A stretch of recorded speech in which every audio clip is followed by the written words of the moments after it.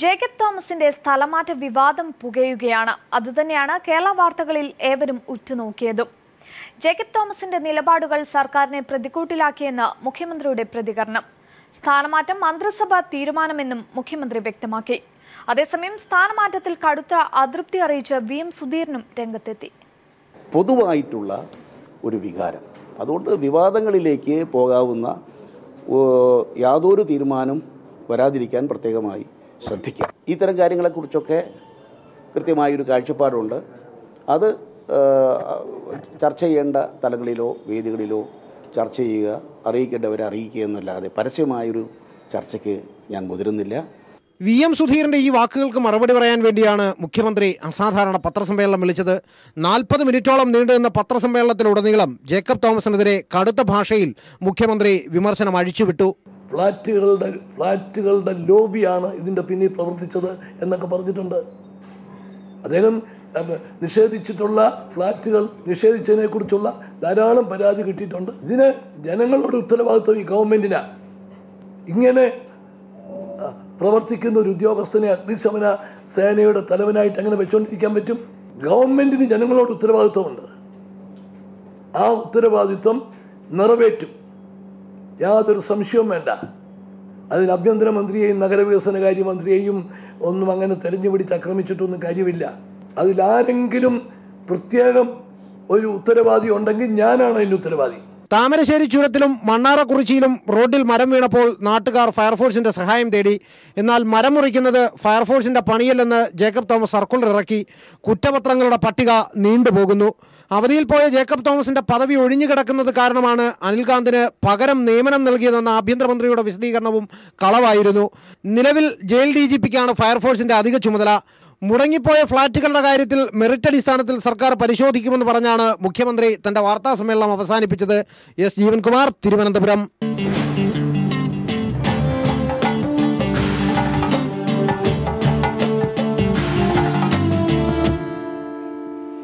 നേതാജി സുഭാഷ് ചന്ദ്രബോസിന്റെ മരണവുമായി ബന്ധപ്പെട്ട് രേഖകൾ ഇന്ന് പുറത്തുവിടുമെന്ന് പശ്ചിമബംഗാൾ മുൻകൂട്ടി അറിയിച്ചിരുന്നു. അതുകൊണ്ട് തന്നെ രാജ്യാന്തര തലത്തിൽ ഏവരും കാത്തിരുന്നതും ഈ ഒരു വാർത്തയ്ക്ക് വേണ്ടിയാണ്. സുഭാഷ് ചന്ദ്രബോസ് വിമാനാപകടത്തിൽ കൊല്ലപ്പെട്ടിട്ടില്ല എന്നാണ് രഹസ്യാന്വേഷണ രേഖകൾ വ്യക്തമാക്കുന്നത്. 1964 വരെ സുഭാഷ് ചന്ദ്രബോസ് ജീവിച്ചിരുന്നു. അമേരിക്കൻ, ബ്രിട്ടീഷ് രഹസ്യാന്വേഷണ ഏജൻസികൾ നേതാജിയെക്കുറിച്ച് തയ്യാറാക്കിയ അന്വേഷണ റിപ്പോർട്ടുകളിലാണ് ഇക്കാര്യം വ്യക്തമാക്കിയിട്ടുള്ളത്. രേഖകൾ പശ്ചിമബംഗാൾ സർക്കാർ പരസ്യപ്പെടുത്തി. സ്വാതന്ത്ര്യ സമരത്തിൽ സേനയെ ഇറക്കി പോരാട്ടം നടത്തിയ സുഭാഷ് ചന്ദ്രബോസിന്റെ ദുരൂഹമായ തിരോധാനത്തിലേക്ക് വെളിച്ചം വീശുന്ന രേഖകളാണ് പുറത്തു വന്നിരിക്കുന്നത്. ഇന്ത്യക്ക് സ്വാതന്ത്ര്യം ലഭിക്കുന്നതിന് മുമ്പുള്ള ബ്രിട്ടീഷ് രഹസ്യ പോലീസിന്റെ അന്വേഷണ റിപ്പോർട്ടുകളും 1970-കൾ വരെ അമേരിക്ക തയ്യാറാക്കിയ സുഭാഷ് ചന്ദ്രബോസിനെ കുറിച്ചുള്ള വിവരങ്ങളടങ്ങിയ 64 ഫയലുകളും പശ്ചിമബംഗാൾ സർക്കാർ ഡിജിറ്റലൈസ് ചെയ്ത് പരസ്യപ്പെടുത്തി. 3000 കയ്യെഴുത്ത് രേഖകളടങ്ങിയ 12744 പേജുകളാണ് ഈ ഫയലുകളിലുള്ളത്.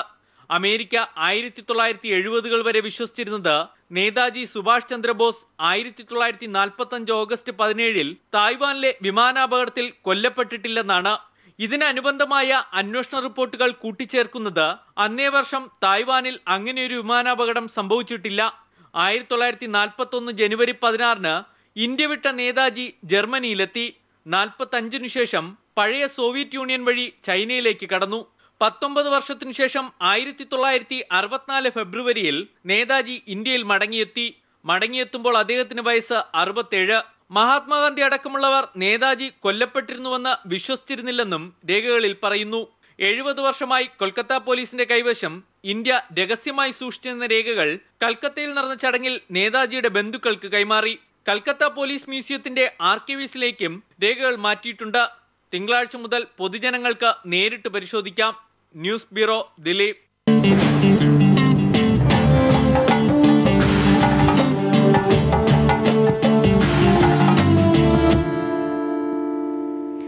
അന്താരാഷ്ട്ര തലത്തിൽ ഒരു നിർണായക കൂടിക്കാഴ്ചയ്ക്ക് വഴിയൊരുങ്ങുകയാണ്. അതുതന്നെയാണ് ഇവിടെ ആദ്യം പറയാൻ പോകുന്നത്.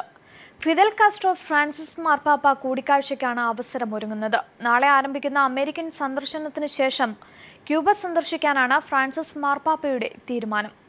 അതുകൊണ്ട് തന്നെ ഫിദൽ കാസ്ട്രോ ഫ്രാൻസിസ് മാർപ്പാപ്പ കൂടിക്കാഴ്ചയ്ക്ക് ഏറെ രാഷ്ട്രീയ പ്രാധാന്യം കൂടിയുണ്ട്. ലോക മുതലാളിത്തത്തിനെതിരെ ശക്തമായ നിലപാടെടുക്കുന്ന ഫ്രാൻസിസ് മാർപ്പാപ്പയുടെ ക്യൂബ സന്ദർശനം ലോകരാഷ്ട്രങ്ങൾ ഉറ്റുനോക്കുകയാണ്.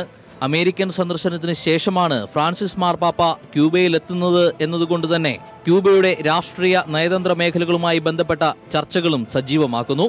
ക്യൂബൻ വിപ്ലവ നേതാവ് ഫിദൽ കാസ്ട്രോയുമായും കൂടിക്കാഴ്ചയ്ക്ക് മാർപ്പാപ്പ താൽപര്യം പ്രകടിപ്പിച്ചിട്ടുണ്ട്. ക്യൂബൻ പ്രസിഡന്റ് റൗൾ കാസ്ട്രോയുമായും മാർപ്പാപ്പ കൂടിക്കാഴ്ച നടത്തും. 1998-ലും 2012-ലും മാർപ്പാപ്പമാർ ക്യൂബയിൽ സന്ദർശനം നടത്തിയിട്ടുണ്ട്. മാർപ്പാപ്പമാരുടെ സന്ദർശനത്തെയും നിലപാടുകളെയും വളരെ ശ്രദ്ധയോടെ കൈകാര്യം ചെയ്യുന്ന ക്യൂബൻ ഭരണകൂടത്തിന് മുൻ പാപ്പാമാരെക്കാൾ ആഭിമുഖ്യം ഫ്രാൻസിസ് മാർപ്പാപ്പയോടാണ്. അരനൂറ്റാണ്ടിലേറെ നീണ്ടുനിന്ന അമേരിക്കൻ ക്യൂബ ശീതസമരത്തിന് അറുതി വരുത്താൻ ചുക്കാൻ പിടിച്ചതിൽ പ്രമുഖനാണ് ഫ്രാൻസിസ് മാർപ്പാപ്പ. തടവുകാരെ വിട്ടയക്കുന്നത് ഉൾപ്പെടെയുള്ള മനുഷ്യത്വപരമായ നീക്കങ്ങൾക്ക് മാർപ്പാപ്പമാരുടെ സന്ദർശനം ക്യൂബയിൽ സ്വാധീനം ചെലുത്തിയിട്ടുള്ളതിനാൽ കമ്മ്യൂണിസവും മതവും രാഷ്ട്രീയ ഉന്നമനത്തിനായി എങ്ങനെ യോജിച്ചു വർത്തിക്കുമെന്നത് ലോകരാഷ്ട്രങ്ങൾ ഉറ്റുനോക്കുന്നുണ്ട്. യാഥാസ്ഥിതിക അമേരിക്കൻ ജനത മാർപ്പാപ്പ ഫിദൽ കാസ്ട്രോ കൂടിക്കാഴ്ചയെ എതിർക്കുന്നുണ്ടെങ്കിലും കൂടിക്കാഴ്ചയോടെ ക്യൂബയും കത്തോലിക്ക സഭയും തമ്മിലുള്ള ബന്ധം മെച്ചപ്പെടാനുള്ള സാധ്യതകളേറെയാണ്. News desk.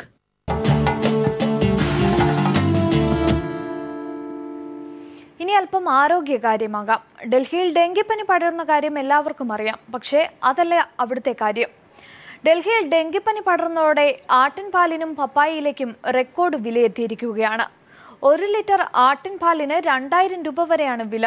ആട്ടിൻപാലും പപ്പായയിലകളും ഡെങ്കിക്കുള്ള ഉത്തമ ഔഷധമാണെന്ന വാർത്ത പരന്നതോടെയാണ് ഡൽഹിയിൽ ഇവയ്ക്ക് വൻ ഡിമാൻഡായത്.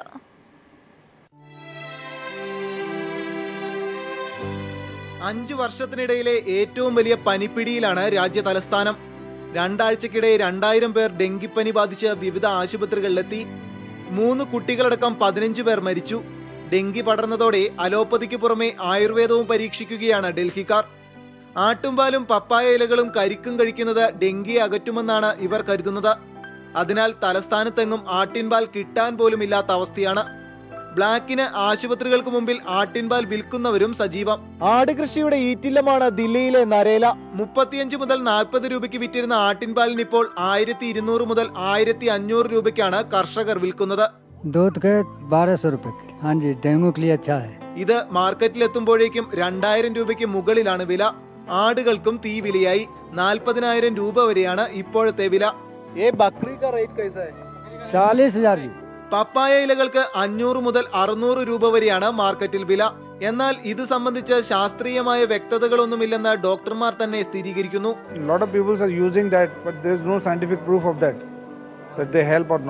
250 മില്ലിലിറ്റർ ആട്ടുംപാലാണിത്.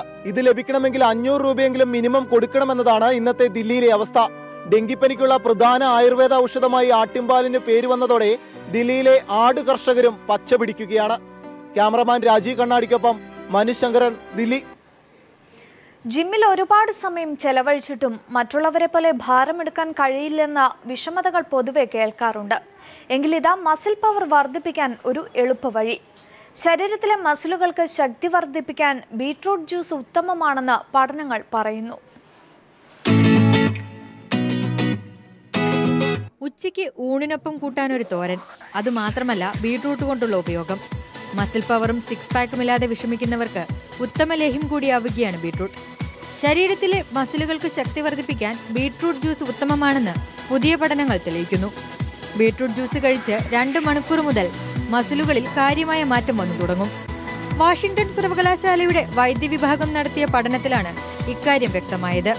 ബീട്രൂട്ടിൽ ഉയർന്ന അളവിലുള്ള നൈട്രേറ്റുകൾ അടങ്ങിയിട്ടുണ്ട്. ഈ നൈട്രേറ്റുകളാണ് പേശികളുടെ ശക്തി വർദ്ധിപ്പിക്കുന്നത്. മസിലുകളുടെ ശക്തി വർദ്ധിപ്പിക്കാൻ അത്ലറ്റുകൾ ബീട്രൂട്ട് ജ്യൂസ് കുടിക്കുന്നത് നല്ലതാണെന്ന് നേരത്തെ നടത്തിയ പഠനത്തിൽ വ്യക്തമായിരുന്നു. വിവിധതരം ഇല ജ്യൂസുകൾ കുടിക്കുന്നതും ഗുണകരമാണ്. ശാരീരിക അധ്വാനം ഏറ്റവും കൂടുതൽ ചെയ്യുന്നവർക്കാണ് ബീട്രൂട്ട് ജ്യൂസ് കൂടുതൽ ഗുണം ചെയ്യുക. ബീട്രൂട്ട് ജ്യൂസിന് പാർശ്വഫലങ്ങളില്ല എന്നതാണ് മറ്റൊരു മെച്ചം. ഹൃദയസ്പന്ദനം ക്രമാതീതമായി ഉയരില്ല. രക്തസമ്മർദ്ദം പോലെയുള്ള അവസ്ഥകൾ ഒഴിവാക്കാനാകുമെന്നതും ബീട്രൂട്ട് ജ്യൂസിന്റെ ഗുണമാണ്. ഹൃദ്രോഗികൾക്കും ഏറെ ഗുണകരമാണ് ബീട്രൂട്ട് ജ്യൂസ്. News desk.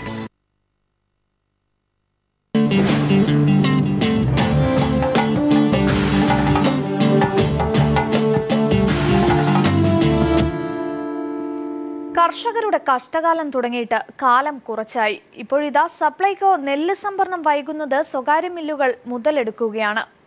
കയറ്റുമതി ലക്ഷ്യമിട്ട് ജ്യോതി മട്ടനെല്ലിന് സർക്കാർ സംഭരണ വിലയായ 19 രൂപ നൽകാമെന്ന് മില്ലുടമകളുടെ വാഗ്ദാനം. സപ്ലൈകോ എടുക്കുന്ന നെല്ലിന്റെ കാശ് കിട്ടാൻ വൈകുന്നത് കാരണം കർഷകരും ഇത് അവസരമാക്കുകയാണ്. ജ്യോതി ഉമ ഇനങ്ങളാണ് പാലക്കാട് ജില്ലയിൽ ഒന്നാം വിളയിൽ കൂടുതലായി കൃഷി ചെയ്തത്. ഇതിൽ ജ്യോതി മട്ടനെല്ലിനാണ് പൊതുവിപണിയിൽ ഡിമാൻഡ് കൂടുതൽ. സപ്ലൈകോ സംഭരണം തുടങ്ങാത്ത സാഹചര്യത്തിൽ സ്വകാര്യ മില്ലുടമകൾ കൊയ്ത്തിനു മുമ്പേ നേരിട്ടെത്തി ജ്യോതി നെല്ല് കിലോയ്ക്ക് 19 രൂപ വെച്ച് എടുക്കുമെന്ന് കർഷകരെ അറിയിച്ചു കഴിഞ്ഞു. നെല്ലളന്ന ഉടൻ പണം ലഭിക്കുമെന്നതിനാൽ കർഷകർ ഇതിന് തയ്യാറാണെന്ന് നെൽകർഷകനായ ദേവദാസ് പറഞ്ഞു. 50 പൈസ കുറഞ്ഞാലും അവർക്ക് തന്നെ എല്ലാ കൃഷിക്കാരും കൊടുക്കുള്ളൂ. സ്പോട്ടിൽ പൈസ തരുന്നതുകൊണ്ട് ഗവൺമെന്റിലേക്ക് അളന്നു കഴിഞ്ഞാൽ, സപ്ലൈകോയിൽ അളന്നു കഴിഞ്ഞാൽ കാശ് എപ്പോൾ കിട്ടുന്നുള്ളതിന് യാതൊരു ഉറപ്പുമില്ല. ചിലപ്പോൾ 2 മാസമാകാം, അല്ലെങ്കിൽ 3 മാസമാകാം. ഒന്നാം വിളയിൽ സംസ്ഥാനത്ത് ഏറ്റവും അധികം നെല്ല് കൊടുക്കുന്നത് പാലക്കാട് ജില്ലയാണ്. ആലത്തൂർ, പാലക്കാട് താലൂക്കുകളിൽ കൊയ്ത്ത് തുടങ്ങി 2 ആഴ്ച പിന്നിട്ടിട്ടും സംഭരണം തുടങ്ങിയിട്ടില്ല. പ്രതികൂല കാലാവസ്ഥയിൽ കൊയ്തെടുത്ത നെല്ല് സംരക്ഷിക്കാനാവാതെ വലയുകയാണ് കർഷകർ. വില വർദ്ധിപ്പിക്കണമെന്ന ആവശ്യം ശക്തമായിരിക്കെ 4 സീസണായി 19 രൂപയ്ക്കാണ് നെല്ല് സംഭരണം നടക്കുന്നതും. നെല്ല് സംഭരണം വൈകിപ്പിക്കുന്നത് സ്വകാര്യ മില്ലുടമകളെ സഹായിക്കാനാണെന്ന ആക്ഷേപം ശരിവെക്കുന്നതാണ് കർഷകരുടെ ഈ തുറന്നു പറച്ചിൽ. AK ലതീഷ്, പാലക്കാട്.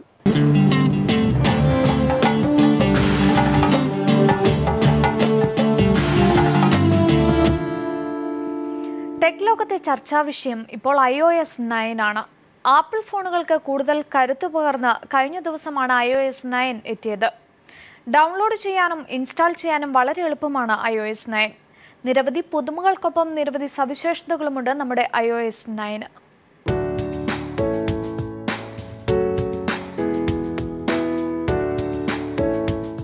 നിരവധി പുതുമകൾക്കൊപ്പം ഒട്ടേറെ സവിശേഷതകളുമായാണ് iOS 9 എത്തിയിരിക്കുന്നത്. ഇന്ന് ഏവരെയും അലട്ടുന്ന പ്രധാന പ്രശ്നമാണ് ബാറ്ററിയുടെ ലൈഫ്. പുതിയ ഓപ്പറേറ്റിംഗ് സിസ്റ്റം ഫോണിന്റെ ലൈഫ് വർദ്ധിപ്പിക്കുന്നുണ്ടെന്നാണ് കമ്പനിയുടെ വാദം. പുതിയ പവർ മോഡ് ഫോണിൽ അനാവശ്യ ടാസ്കുകൾ തുറക്കുന്നത് ഒഴിവാക്കുന്നു. വരാൻ പോകുന്നത് എന്താണെന്നും എപ്പോഴാണെന്നും ഇത് പറഞ്ഞു തരുന്ന സ്റ്റാർ ചെയ്ത നിർദ്ദേശങ്ങളും നവീകരിച്ച ആപ്പ് നാവിഗേഷനുമാണ് മറ്റൊരു പ്രത്യേകത. ഒരു ആപ്ലിക്കേഷനിൽ നിന്ന് മറ്റൊരു ആപ്ലിക്കേഷനിലേക്ക് പോകുമ്പോൾ ബാക്ക് ബട്ടണും പുതുതായി ഘടിപ്പിച്ചിട്ടുണ്ട്. അവസാനത്തെ നോട്ടിഫിക്കേഷൻ ആദ്യം എന്ന രീതിയിൽ മികച്ച നോട്ടിഫിക്കേഷനും ഉൾപ്പെടുത്തിയിട്ടുണ്ട്. ഇനി അലാം അടിച്ചത് അറിഞ്ഞിട്ടേയില്ല എന്ന് പറയാനാകില്ല. നീണ്ടു നിൽക്കുന്ന രീതിയിലുള്ള അലാം മ്യൂസിക്കുകളാണ് മറ്റൊരു സവിശേഷത. ഫിംഗർ പ്രിന്റ് ID സെറ്റ് ചെയ്യുന്നവർക്കൊപ്പം ബാക്ക് ആപ്പിനായി പാസ്കോഡും രൂപീകരിച്ചിട്ടുണ്ട്.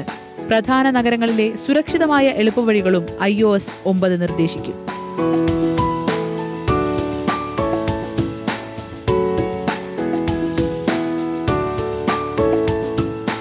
ന്യൂസ് സ്റ്റാൻഡേർഡ് ഐക്കണിന് വിട നൽകി എനേബിളിലൂടെ നേരിട്ട് ഏത് പത്രത്തിന്റെയോ ഓൺലൈൻ പോർട്ടലിന്റെയോ ആപ്ലിക്കേഷനിലേക്ക് പോകാൻ സാധിക്കും.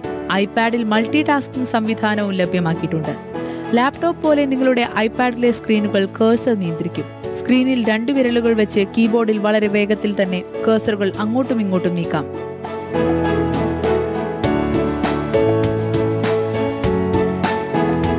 ഇത്രയുമൊക്കെ സവിശേഷതകളുള്ളപ്പോൾ എന്താ iOS 9 ഇപ്പോൾ തന്നെ ഡൗൺലോഡ് ചെയ്യില്ലേ?